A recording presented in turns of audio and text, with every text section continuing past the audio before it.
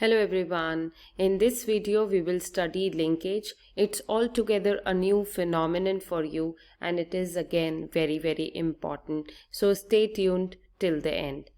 Now when I was explaining law of independent assortment, I said at that time it's not universal. Now why it is not universal? Because linkage was the thing that was given in explanation for that.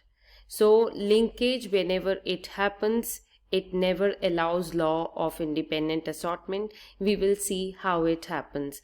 Before we proceed with the different types of linkage, let's study the statement for linkage.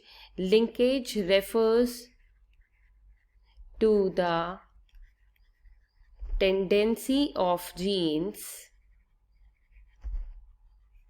to stay together during heredity transmission.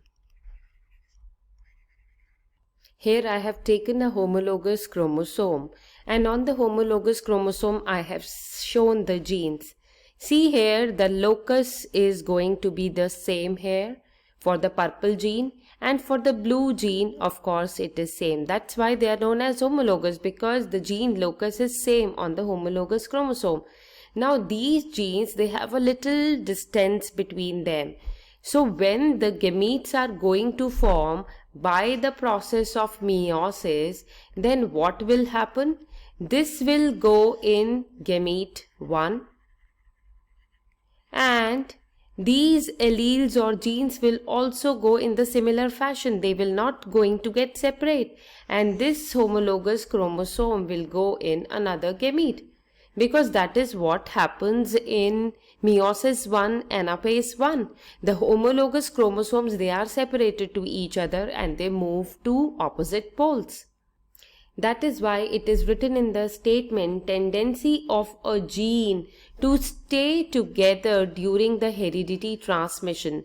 Heredity transmission means when gametes are going to form, the alleles, the genes which are located closely to each other, they will be passing all together in the gamete. They are not going to get separated.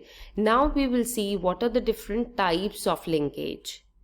There are basically two different types of linkage. So linkage could be complete or it could be incomplete.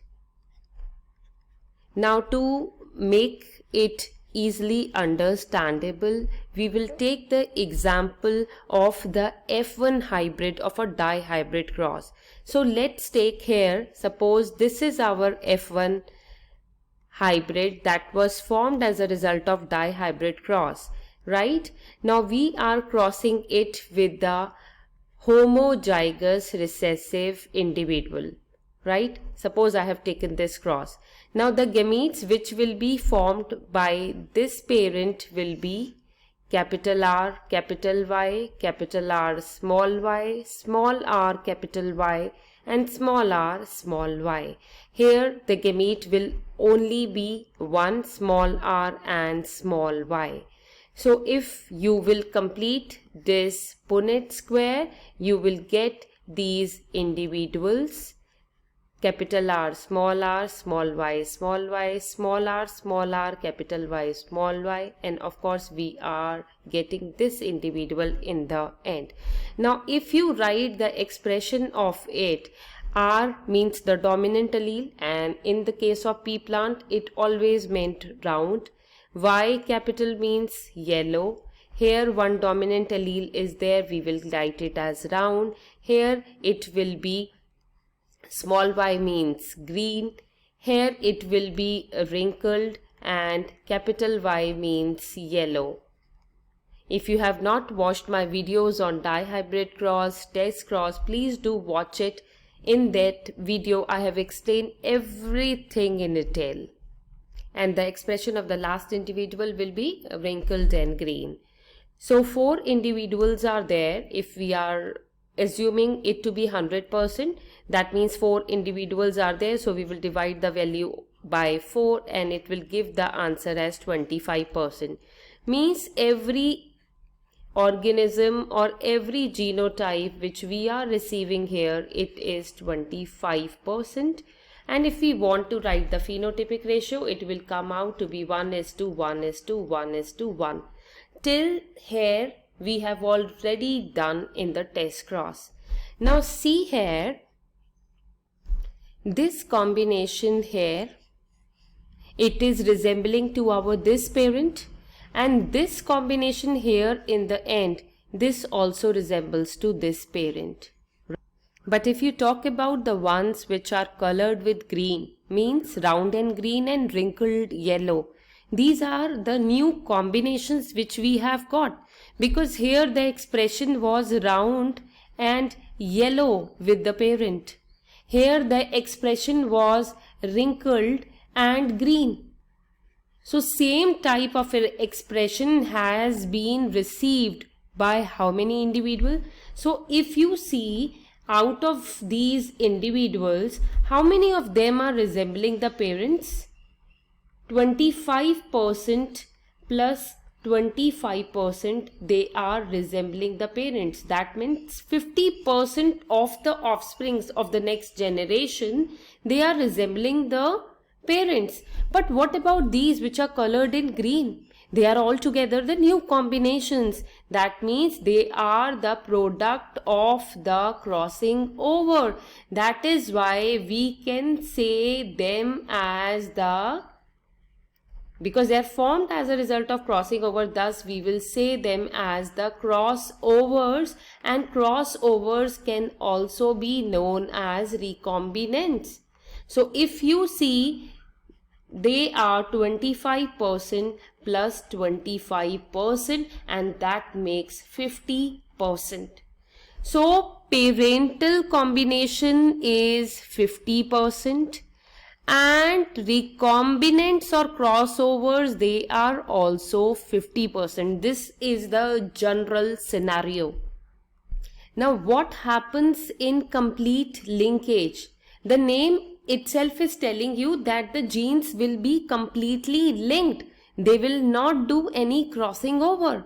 That means in the case of complete linkage, parental population will be 100% and recombinants will be 0.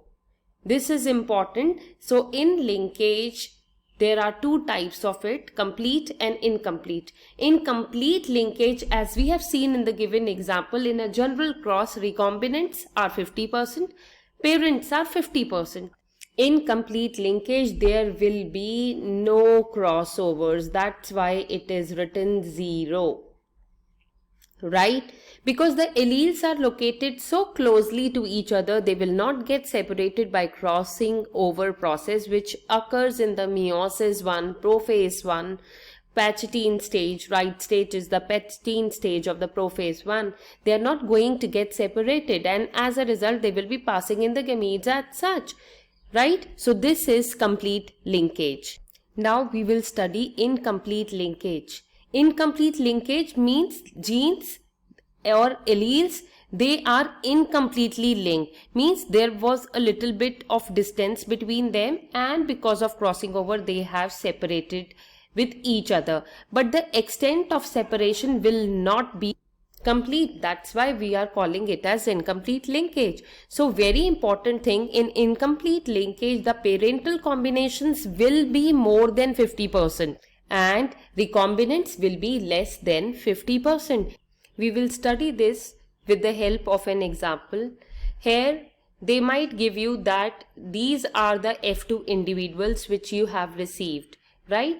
So here, by looking at the above example which I have just explained in this video, these are the parental combinations. So you will write parents ahead to it. And of course, the leftover ones will be your recombinants.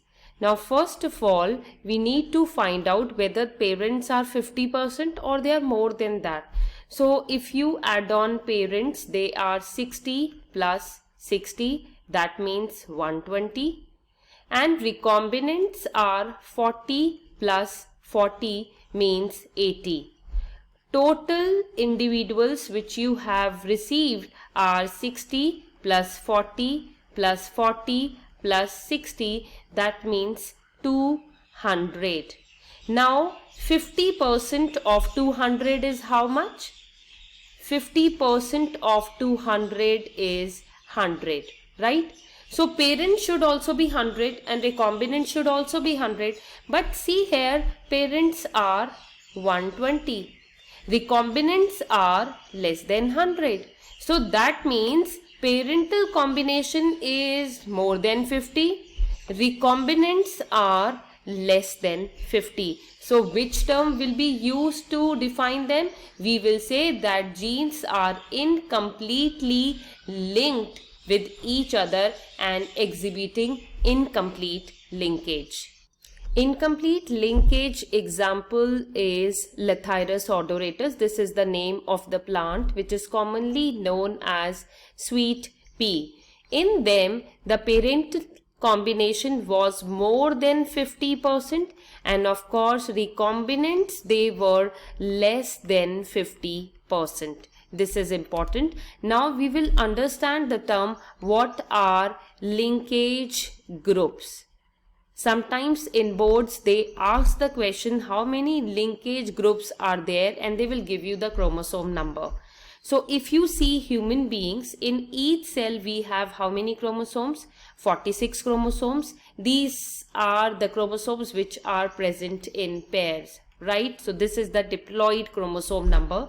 But if we make the chromosome number half as it is present in the gamete, then it comes out to be 23 chromosomes. So linkage groups are equal to the haploid number of the chromosomes. So if a question is being asked how many linkage groups are there in human, you will answer 23 because 23 is the haploid number.